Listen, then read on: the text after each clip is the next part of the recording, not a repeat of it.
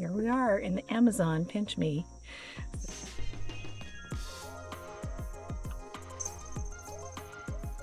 Are there actually levels of the canopy, and how do you decide where the canopy levels begin and end?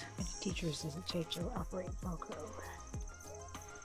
If NASA can do it, we can do it. The PocketLab is something that they have paired with Morpho to test. We're kind of doing two experiments. How do they work? And we were looking at different types of variables that would affect different regions. We could reduplicate the study, so we chose to do light intensity. Okay.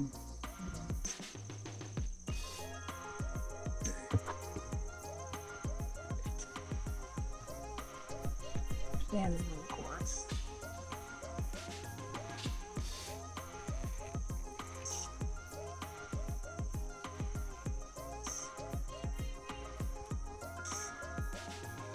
Here we are. We took, was it eight readings as we lowered it 2 meters each time, and then stopped for 30 seconds. And the Pocket recorded the data, which was transferred to the phone.